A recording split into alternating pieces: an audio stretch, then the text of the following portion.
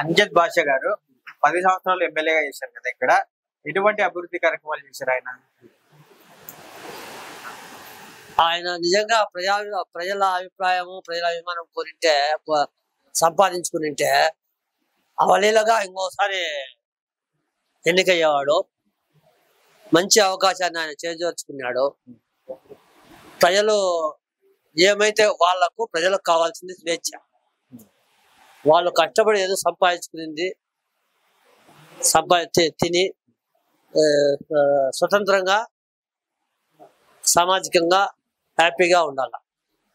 వాళ్ళేదో పథకాలు డబ్బు వేసినాము అయిపోయిందని కరెంటు ఛార్జీలు వాళ్ళ ఇష్టం వచ్చి పెంచుకొని, ఆర్టీసీ ఛార్జీలు వాళ్ళ ఇష్టం పెంచుకొని, ఆస్తి పన్నులు వాళ్ళ ఇష్టం వచ్చి పెంచుకొని, వాళ్ళ ఇష్టం వచ్చినట్టు పరిపాలన చేసుకొని, వాళ్ళ ఇష్టం వచ్చినట్టు చేసుకుని వాళ్ళు ఎంత ప్రజారంజకంగా మేము చేసుకున్నామని ప్రజల్లోకి వెళ్ళిపోయారు. ఏమైంది? 11 సీట్లకు అయినాయి. 11 సీట్లు కూడా నా లెక్కాచారం ప్రకారం 11 సీట్లు కూడా రావు. ఏదో వాళ్ళ అదృష్టం బాగుంది, 11 సీట్లకు సంపాదించుకున్నారు. అది గొప్ప విషయం. వైసీపీ పార్టీ కడపకు కంచుకోట లాంటిది. అటువంటి కంచుకోటలో ఈవిడ గెలవడానికి గల ప్రధాన కారణాలు ఏంటి? కడప కంచుకోటలాగా గెలవడానికి కారణం నేను చెప్పచ్చునో చెప్పకూడదు? చెప్పండి పర్లేదు. రెడ్డప్ప గారి మాధవిరెడ్డి చరిష్మా. ఆమె వస్తానే, ఆమెలో ఏముందో ఆమెను చూస్తానే కార్యకర్తలు, ప్రజలు ఒక విధమైన అభిప్రాయానికి వచ్చేసి, బయటికి రాని వాడు కూడా బయటికి వచ్చి తెలుగుదేశం పార్టీని, రెడ్డప్ప గారి మాధవిరెడ్డి గారిని సపోర్ట్ చేసినారు.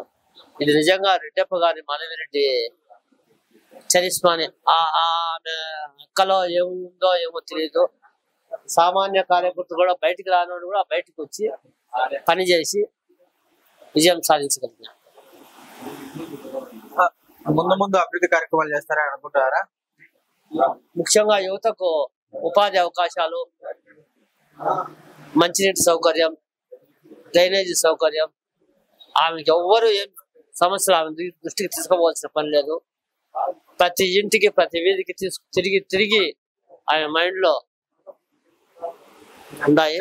ఖచ్చితంగా చేసి రెడ్డప్ప గారి మాధవిరెడ్డి అంటే ఏందో నిరూపించుకుంటారని ఆమె అభిమానులుగా, ఆమెకు ఓటేసిన వాళ్ళగా, ఆమె కార్యకర్తలుగా మా అందరి ఆశాభావం.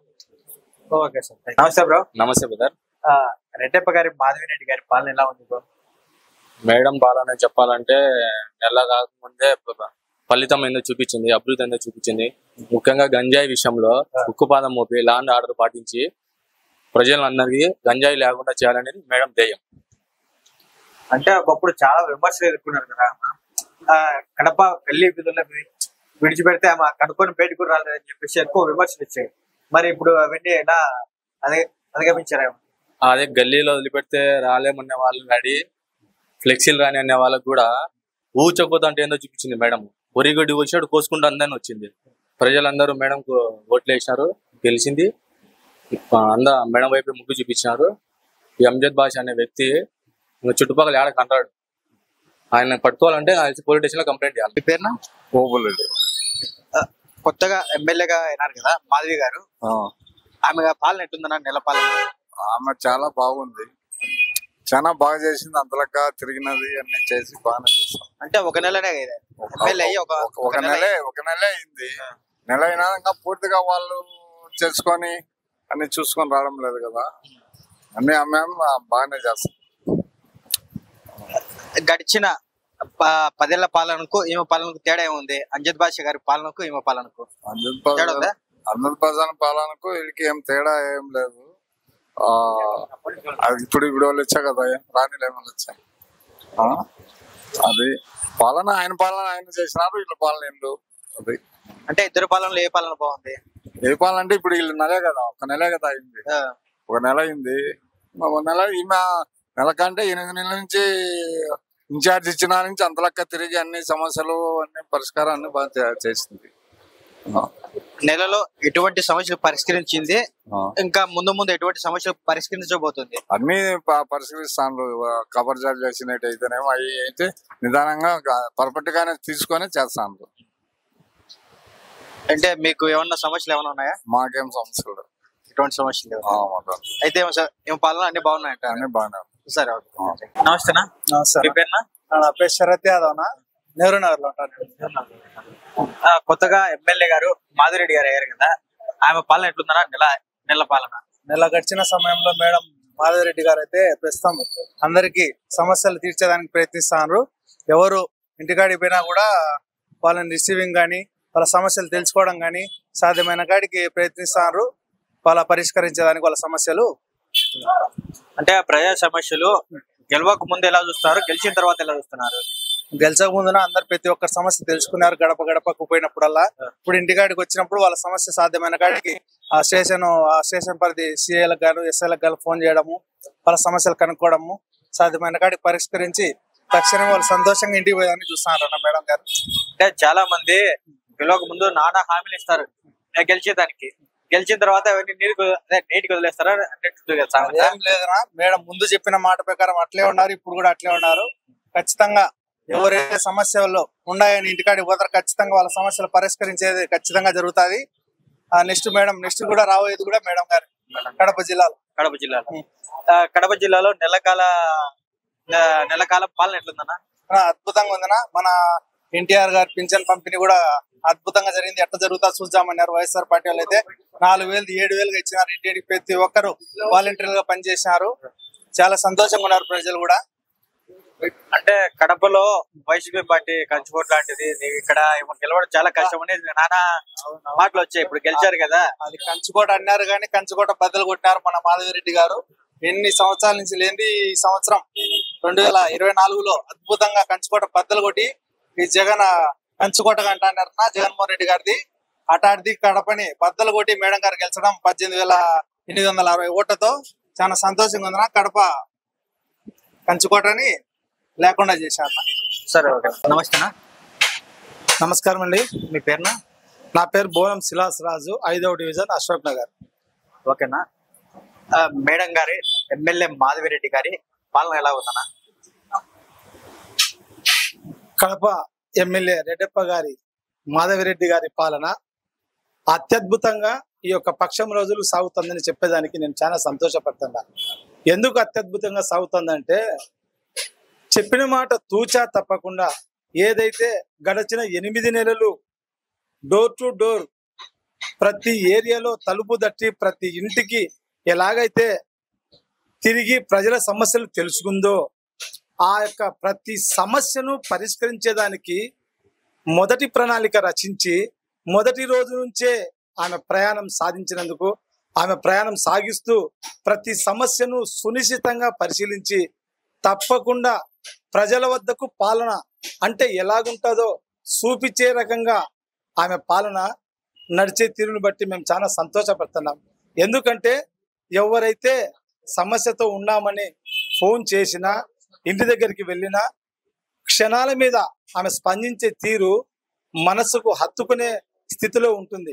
ఎందుకంటే నేనే ప్రత్యక్షంగా చూసిన, ఏ అధికారం లేనప్పుడు, ఎటువంటి సంబంధము లేనప్పుడు, కేవలం మానవత్వ దృక్పథంతో నేను సమస్యలో ఉన్నప్పుడు నా దగ్గరికి వచ్చి నా సమస్యను తన సమస్యగా స్వీకరించి నాతో ఉన్నటువంటి ప్రతి ఒక్కరి సమస్యను తనదిగా భావించి ఆ దినం గత ప్రభుత్వంలోనే ఫైటింగ్ చేసి మాకు అండగా నిలబడి మాతో నిలిచి ప్రజల పక్షాన పోరాడగలిగిన వ్యక్తి ఎవరైనా ఉన్నారంటే ఇది కడప రెడ్డమ్మైనటువంటి మాధవిరెడ్డి గారని నేను ఘంటాపథంగా చెప్పగలను. అటువంటిది ఇప్పుడు అధికారం ఉంటే ఇంకా ఎన్ని మేలులు చేస్తుందో, ఎంత మందికి సహాయపడుతుందో, ఏ రకమైన పాలన ఇస్తుందో అని మేము ఊహల్లో తేలేటప్పుడు ఖచ్చితంగా ప్రజల వద్దకు పాలన అంటే ఎలా ఉంటుందో చేసి చూపించేటువంటి ధీర వనిత మాధవిరెడ్డి గారని చెప్పేదానికి నేను ఈరోజు చాలా సంతోషపడుతున్నాను. ఓకేనా. గత ఎమ్మెల్యే పాలనకు మేడం గారి పాలనకు తేడా ఏంటన్నా? గత ఎమ్మెల్యే పాలనకు ఇప్పుడు ప్రజెంట్ ఉన్నటువంటి ఎమ్మెల్యే పాలనకు నక్కకు నాగలోకానికి ఉన్నంత తేడా ఉంది చెప్పేదానికి నేను గంటాపదంగా చెప్పగలను. ఎందుకంటే అంటే గడి అదే ఎటువంటి తేడా ఉంది? గడిచిన ప్రభుత్వంలో ఎమ్మెల్యే దావత్ భాష, దావత్ కు వెళ్ళేవాడు, ఇంట్లో ఏసీలో కూర్చుండేవాడు. ఇప్పుడు ఎమ్మెల్యే సమస్య ఎక్కడుందంటే అక్కడ ప్రత్యక్షమవుతుంది. ఎటువంటి ఆర్భాటాలు అంగులు లేకుండా సమస్య దగ్గరికి వెళ్ళి సమస్యను పరిష్కరించేదానికి ముందు ఎవరన్నా ఉండారంటే కోరి కూత కూయక మునపే మా ఎమ్మెల్యే అక్కడ చేరి ఆ సమస్యను తెలుసుకొని ఆ కుటుంబానికి అండగా దండగా నిలుస్తుంది. ఇంతకంటే ఇంకా వ్యత్యాసము, ఇంతకంటే ఆ తేడా మీకు ఖచ్చితంగా గుర్తించాలని నేను అనుకుంటున్నా. అందరూ ఇప్పుడే గుర్తిస్తున్నారు. గడిచిన 5 సంవత్సరాల కాలము ఆ ఎమ్మెల్యే ఇంట్లో తిని ఆ ఏసీ నుంచి బయటికి రాకోకుండా భూ కబ్జాలు చేసి మినిస్టర్ కాలనీలు ఏర్పాటు చేసుకొని సాటి మానవుడు అనే విశ్వాసం లేకోకుండా, మానవత్వం లేకుండా, కార్యకర్తలు కాదు కదా సన్న చిన్న వ్యక్తులను కూడా ఇష్టానుసారంగా హింసించినటువంటి ఎమ్మెల్యే ఎవడన్నా ఉంటే అతనే. ఎందుకంటే ఎమ్మెల్యే అనే వ్యక్తి ప్రజలను కాపాడాలే గాని ప్రజలను భక్షించకూడదు. ప్రజలను భక్షించి, ప్రజలను హింసించి, ప్రజాస్వామ్యంలో స్వేచ్ఛ లేకుండా చేసిన వ్యక్తి ఎవరన్నా ఉన్నారంటే గత ప్రభుత్వ MLA Kadapa deputy CM Amjad Basha గారు. కడప అనేది వైసీపీ పార్టీకి కంచుకోట లాంటిది అని అందరూ అంటుంటారు. ఈ కడప కంచుకోటను ఎమ్మెల్యే గారు గెలిచారు. ఇప్పుడు ఆ కోటను బద్దలు కొట్టారు. దీనికి గల ప్రధాన కారణాలు ఏమంటారు? ఇక్కడ ఒక్కటేనండి, కడప ఎప్పుడు వైసీపీకి కంచుకోట కాదు, ఇంకొక కాంగ్రెస్ కు కంచుకోట కాదు, ఇంకొక వారికి కంచుకోట ఎవరికి కాదు. ప్రజాస్వామ్యంలో ప్రజలు ఒక ప్రజాప్రతినిధి ఎన్నుకునే స్వేచ్ఛ ఉంది. గత ప్రభుత్వంలో రాజశేఖర రెడ్డి చరిష్మా వలన ఏదైతే ప్రభుత్వం వైసీపీ వచ్చిందో ఆ యొక్క చరిష్మా వలన, పాదయాత్ర వలన ప్రజలు ఒకసారి అందరూ ఒక తండ్రి చనిపోయిన బిడ్డ అనే ఉద్దేశంతో అతనికి అవకాశం ఇచ్చిన మాట వాస్తవమే. అంతేగాని కంచుకోట, ఇతడి గడప అదంతా కాదు. ఎందుకంటే ఇదే కడపలో ఎంతో మంది అసలు సిపిఎం నాయకులు కూడా ఎమ్మెల్యేగా నిలిచిన స్థానం ఇది. సో కాబట్టి ఒకరికంటూ ప్రత్యేకమైన స్థానం కాదు. మరి గడిచిన నెల కాలంలో ఎటువంటి అభివృద్ధి కార్యక్రమాలు జరిగాయి, ముందు ముందు ఎటువంటి అభివృద్ధి కార్యక్రమాలు జరుగుతాయి? ఏదైతే కడప ఎమ్మెల్యే గారు సొంత మేనిఫెస్టోని రిలీజ్ చేసినారో ఆ మేనిఫెస్టోలో ఉన్నటువంటి ప్రతి ఒక్కటి స్వచ్ఛందంగా అమలు పరిచేదానికి ఎల్లవేళ కృషి చేస్తానని మా మాధవిరెడ్డి గారు చెప్పిన మాటలు మేము విన్నాం. దానికి మేము కట్టుబడి ఉన్నాం. ఎందుకంటే దాంట్లో భాగంగానే మొన్న స్పిరిట్ కాలేజీలో ఏదైతే విద్యావంతులు చదువుకొని ప్రయోజనం లేకుండా, ఉద్యోగం లేకుండా రోడ్లపైన ఇష్టానుసారంగా తిరుగుతూ యువత గాంజాకు దానికి అలవాటు పడి చెడిపోతుంటే చూస్తూ ఊరుకొండలేక కొన్ని ప్రభుత్వ సంస్థలు కాకుండా ప్రైవేట్ సంస్థలను ఆ న్యాక్ కు అనుసంధానం చేస్తూ స్పిరిట్ కాలేజీలో గడిచిన వారము స్వచ్ఛందంగా కొంతమంది సీఈఓలతో మాట్లాడి విద్యావంతులు ఎవరైతే నిరుద్యోగ యువత ఉన్నదో ఆ యువతకు ఉపాధి కల్పించే విధంగా మొదటి అడుగు వేసి కొన్ని ఉద్యోగాలు కల్పించడం జరిగింది. అట్ ద సేమ్ టైం ఏదైతే మన సబ్ జైలు దగ్గర ఉన్నటువంటి ఆ యొక్క నిర్మానుష్య ప్రాంతంలో కడప నగరాన్ని హరితవనంగా చేస్తానని సెలవిచ్చిన మాటలో భాగంగా ఆ మేనిఫెస్టోలో భాగంగానే ఆ యొక్క టెంపుల్ దగ్గర గడిచిన వారంలో ప్రతి ఆ స్థలాలంతా హరితవనంగా ఉండాలనే ఉద్దేశంతో మొక్కలు నాటడం చూసినాం.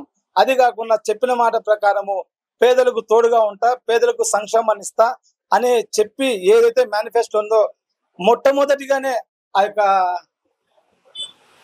ఉర్దూ స్కూల్ రవీంద్రనగర్ బ్రిడ్జి ఏదైతే సాధమైన బ్రిడ్జి ఉంటో ప్రజలు ఇటువైపు నుంచి అటువైపు వెళ్లేదానికి ఎన్నో. నమస్తే సార్.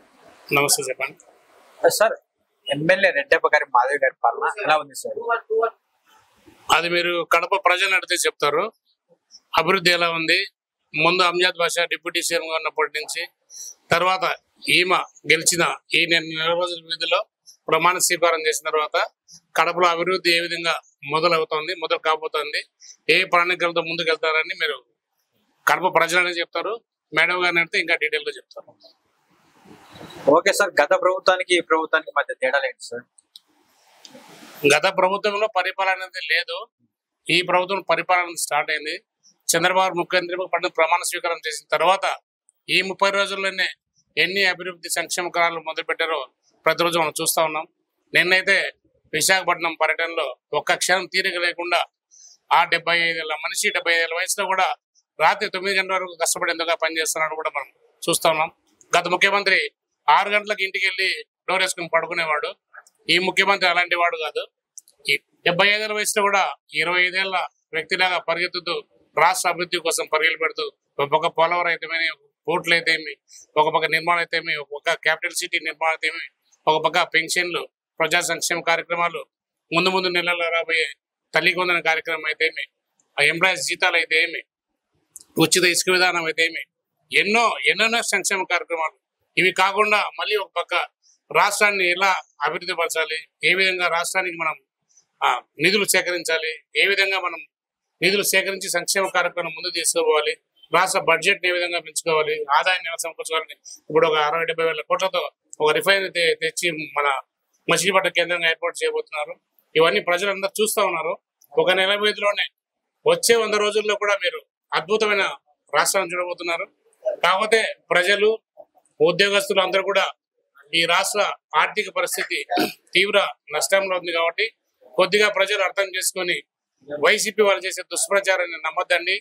ప్రతి ఒక్క పథకం కూడా నిర్దిష్టంగా ఎలా ఇంటికి చేరుతుంది అన్నది మొన్న పెన్షన్లు పంచిన కార్యక్రమం అందరూ చూశారు. 1.5 రోజులోనే వాలంటీర్లు అనే వారు ఎవరు లేకుండా కేవలం ఉద్యోగస్తులతో 1.5 రోజులో మొత్తం పెన్షన్లన్నీ పంచడం జరిగింది. కాబట్టి చంద్రబాబు మాట ఇచ్చారంటే అది నిలబెట్టుకుంటారు. కాబట్టి వైసీపీ చేసే దుష్ప్రచారం కూడా ఎవరు నమ్మద్దని. సార్ ఉచిత ఇసుక వేస్తా అని చెప్పి ఇప్పుడు డబ్బులు ఇస్తుంటారని చెప్పి చెప్పుకుంటారు చాలా మంది. పేపర్లలో క్లియర్ గా ఇచ్చాం. లోడింగ్ ఛార్జెస్, ఇప్పుడు వెహికల్ ఛార్జెస్ మనమే పెట్టుకోవాలి. ఉచిత ఇసుకున్నారంటే ఉచిత ట్రాన్స్పోర్ట్ కూడా ఎవరు ఇయ్యరు. దయచేసి ప్రజలు గమనించాలి. ఉచిత ఇసుక ఇస్తారు, అక్కడ లోడింగ్ ఛార్జెస్ మాత్రం కంట్రోల్ చేస్తున్నారు. మన ఇంటికి ఇప్పుడు 10 కిలోమీటర్ దూరం ఉంటుంది ఆ స్టాక్ పాయింట్ నుంచి. అక్కడి నుంచి ఎవరు ఖర్చు పెట్టుకోవాలి, మనమే ఖర్చు పెట్టుకోవాలి. ఆ వెహికల్ ఖర్చు అవన్నీ యాడ్ చేసినప్పుడు అమౌంట్ ఎక్కువ కనబడుతుంది. వైసీపీ వాళ్ళు అవన్నీ యాడ్ చేసి లోడ్ ఇసుక 2400 నుంచి 3000 వరకు పడుతుందంట కదా సార్. కేవలం 28 రూపాయలు లోడింగ్ ఛార్జెస్ కలెక్ట్ చేస్తున్నాం. ఆ లోడింగ్ ఛార్జెస్ తర్వాత మీరు క్యూలో నిలబడిన తర్వాత మీ ఇంటి దగ్గర నుంచి ఎన్ని కిలోమీటర్లు ఉంది ట్రాన్స్పోర్ట్ మీరు మాట్లాడుకుంటారు. ఒక ట్రాక్టర్ తెచ్చుకుంటారు, ఒక టిప్పర్ తెచ్చుకుంటారు. దాన్ని బట్టి మీ రేట్ అక్కడ దాన్ని యాడ్ చేసినప్పుడు మీకు అమౌంట్ కనపడుతుంది తప్ప ప్రభుత్వం ఇచ్చే రేట్ ఎంత చూడండి. ఫస్ట్ మీరు ప్రభుత్వానికి ఎంత చెల్లిస్తున్నారు, 88 రూపీస్ చెల్లిస్తున్నారు. అది మాత్రమే చూడాలి. ట్రాన్స్పోర్ట్ ఇంక్లూడ్ ట్రాన్స్పోర్ట్ ఏ గవర్నమెంట్ కూడా ఏదండి. ఇంక్లూడ్ ట్రాన్స్పోర్ట్ ఎక్కువ వేసి మీ అకౌంట్ ఎక్కువ కనపడుతుంది. అంటే కడపలో ఎటువంటి అభివృద్ధి కార్యక్రమాలు జరగబోతున్నాయి సార్ ఫ్యూచర్ లో? కడపలో త్వరలోనే గత 5-6 ఏళ్ళుగా క్లోజ్ అయిపోయిన 2 బొగ్గవంక పరిసర ప్రాంతాల్లో ఉన్న 2 బ్రిడ్జిలను ప్రారంభించబోతున్నారు. అలాగే ఆ చుట్టుపక్కల సుందరీకరణ మొదలు పెట్టబోతున్నారు.